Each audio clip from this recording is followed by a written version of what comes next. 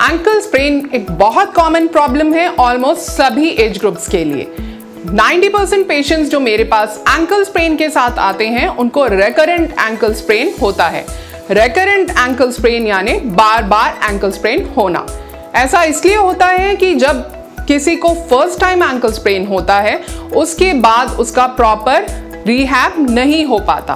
Proper rehab से मेरा मतलब है कि जब आपको एक एंकल स्प्रेन होता है तो मैंने ऐसा देखा है कि पेशेंट्स यूजुअली उसके बाद जैसे ही थोड़ा पेन सेटल होता है, स्वेलिंग सेटल होती है, वो अपनी एक्टिविटीज को रिज्यूम कर लेते हैं। इस केस में आपके एंकल की प्रॉपर रीट्रेनिंग और स्ट्रेंथनिंग यानी एंकल के अराउंड जो मसल्स हैं उनकी स्ट्रेंथनिंग नहीं हो पाती, जो आपके स्प्रेन होने की वजह से काफी हद तक इफेक्ट हो जाती है।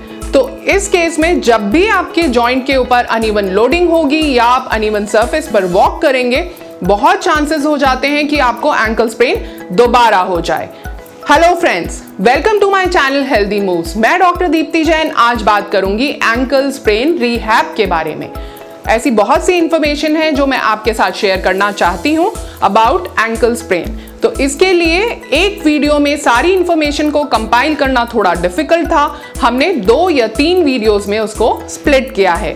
हमारे साथ जुड़े रहने के लिए हमारे इस चैनल को सब्सक्राइब करना ना भूलें और नोटिफिकेशन बेल पर क्लिक करें जिससे आने वाली वीडियोस की नोटिफिकेशन आप तक टाइमली पहुंचती रहे।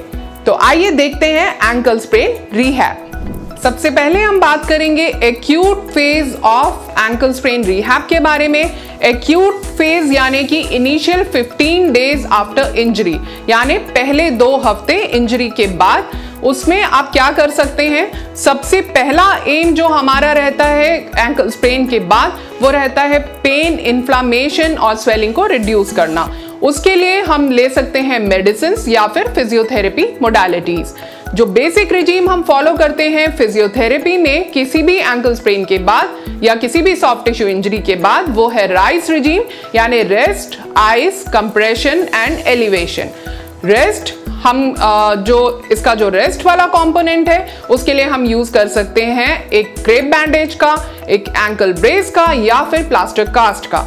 क्योंकि हमारे एंकल के अराउंड इंजरी हुई है उसे हमें सपोर्ट करना, प्रोटेक्ट करना बहुत जरूरी है। तो इनमें जो हमारा एंकल स्प्रेन है उसको यूजुअली हम 3 ग्रेड्स में डिवाइड करते हैं, grade 1, grade 2 and grade 3। Grade 1 जिसमें कि आपका लिगामेंट इंटैक्ट है और उसके कोई भी फाइबर्स नहीं टूटे हैं, वो सिर्फ स्प्रेन हुआ है। जो नेक्स्ट ग्रेड है यानी ग्रेड 2, उसमें आपके पार्शियल टेयरिंग ऑफ फाइबर्स यानी आपके कुछ फाइबर्स जो है लिगामेंट के वो टूट जाते हैं। और ग्रेड 3 है जिसमें कि आपका लिगामेंट कंप्लीटली टूट जाता है।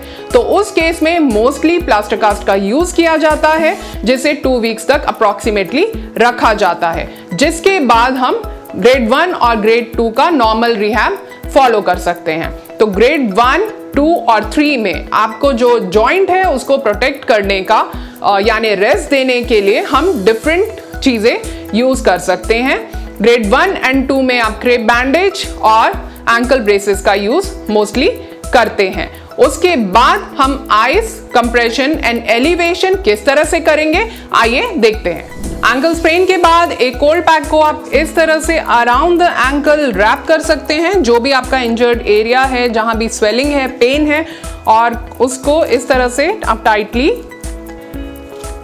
आप बांध सकते हैं। तो इस तरह से आप अराउंड द एंकल यूज करेंगे अपने कोल्ड पैक को और उसे आप 10 मिनट्स के लिए रख सकते हैं। ड्यूरिंग द डे से आप 3 to 4 टाइम्स रिपीट कर सकते हैं। आपको अपने लेग को एलिवेटेड रखना है यानी ऊपर रखना है। इस तरह से आप पिलो और टॉवल का यूज करके उसे ऊंचा करके रखेंगे और जब आप ये कोल्ड पैक लगाएंगे और इस तरह से अपने लेग को ऊंचा रखेंगे उसके साथ आप टोज का मूवमेंट भी कर सकते हैं जिससे कि आपकी लेग में सर्कुलेशन अच्छा रहे और कोल्ड पैक की वजह से आपकी स्वेलिंग और इन्फ्लामेशन भी धीरे धीरे कम होगी। उससे आपको पेन में काफी रिलीफ मिल जाएगा।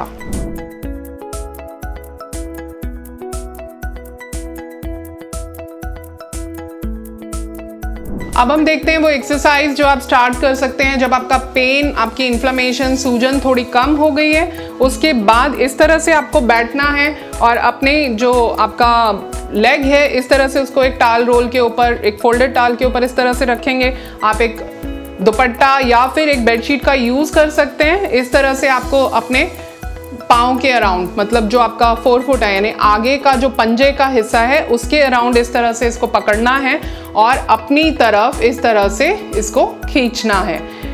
ये एक्सरसाइज बेसिकली आपके जो काफ मसल्स है उसकी स्ट्रेचिंग के लिए है, क्योंकि इतनी स्वेलिंग के बाद और इतनी देर तक उसको रेस्ट देने के बाद चांसेस होते हैं कि आपकी काफ मसल्स टाइट हो जाएं। तो एंकल को मोबिलाइज करने के लिए सबसे पहले हमें काफ मसल्स को स्ट्रेच करना बहुत ज़रूरी है।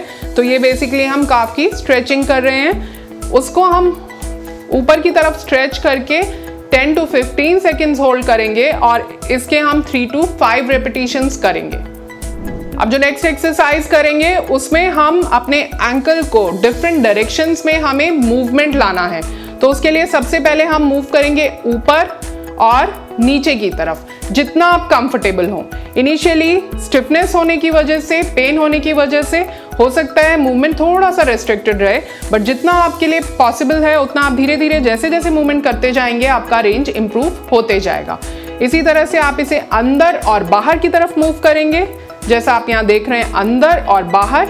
अंदर की तरफ थोड़ा पेनफुल हो सकता है इनिशियली, क्योंकि जो आपका लिगामेंट जो आपका स्प्रेन हुआ है वो यूजुअली बाहर की तरफ यानी लैटरल साइड पर रहता है। तो अंदर की तरफ जब आप पैर को इनिशियल रिहैब फेज में स्ट्रेच करते हैं तो वो पेनफुल हो सकता है। तो जितना आपके लिए पॉसिबल है उतना आप उसको मूव करेंगे। आप सर्कल्स बनाएंगे क्लॉकवाइज एंड एंटी क्लॉकवाइज अपने एंकल से, इस तरह से with in pain free range. और उसके बाद आप जो आपके टोज हैं उससे आप हवा में अल्फाबेट्स लिख सकते हैं, जिससे आपकी एंकल में मल्टीपल मूवमेंट सभी डायरेक्शन में आपको मूवमेंट्स मिल जाएंगे। इस तरह से ये आपकी एंकल मोबिलिटी को इंप्रूव करने में काफी हेल्प करती है ये एक्सरसाइज, अगर आप इसे इनिशियल फेज में स्टार्ट करें तो। अब जो नेक्स्ट एक्सरसाइज है उसके लिए आपको इस तरह से एक चेयर पर बैठना है और आप अपने टोज को ऊपर की तरफ उठाएंगे हील पर सपोर्ट रखते हुए। इसके आप 10 to 15 रेपिटेशंस कर सकते हैं। और इसी तरह से आपको अपने टोज पर सपोर्ट लेते हुए अपनी हील्स को ऊपर उठाना है। इस तरह से आप इसको भी 10 to 15 टाइम्स आप रिपीट कर सकते हैं। अब जो नेक्स्ट एक्सरसाइज है वो हम करेंगे फुट के इंट्रिंसिक मसल्स के लिए, क्योंकि एंकल स्प्रेन के साथ हमें ज़रूरी है कि हम अपने फुट के इंट्रिंसिक मसल्स को भी स्ट्रेंथन करें, जो कि आपके आर्च को सपोर्ट करते हैं। तो आइए देखते हैं वो कैसे करेंगे हम। आप इस तरह से एक टाल लेंगे, उसको जमीन पर स्प्रेड करेंगे और अपने टोज से उसको कलेक्ट करने की इस तरह से कोशिश करेंगे। आप ये सभी एक्सरसाइज दोनों साइड पर कर सकते हैं, दोनों पाँव में, अदरवाइज आपको अफेक्टेड साइड पर ये एक्सरसाइजेस करना जरूरी है। इसके आप 10 to 15 रेपिटेशंस कर सकते हैं। नेक्स्ट एक्सरसाइज के लिए आप एक टेनिस बॉल का यूज कर सकते हैं। उसे अपने पाँव के नीचे आप इस तरह से रोल करेंगे अपने हील और टोज के बीच में, और साइड टू साइड आप उसे रोल करेंगे and clockwise and anti clockwise अपने सोल के नीचे आप उस बॉल को रोल करेंगे। नेक्स्ट एक्सरसाइज के लिए आप कुछ मार्बल्स को इस तरह से यूज कर सकते हैं या कुछ स्टोन्स को यूज कर सकते हैं। उनको आप अपने टोज से उठाएंगे और कलेक्ट करेंगे। इससे भी आपके फुट के इंट्रिंसिक मसल स्ट्रेंथन होते हैं। तो ये थे वो एक्सरसाइजेस जो आप कर सकते हैं initial phase of ankle sprain rehab में। अब इसके बाद हमें करने होते हैं स्ट्रेंथनिंग एक्सरसाइजेस, जो हम देखेंगे अपने आने वाले वीडियो में। हमारे इस वीडियो को लाइक एंड शेयर करना ना भूलें।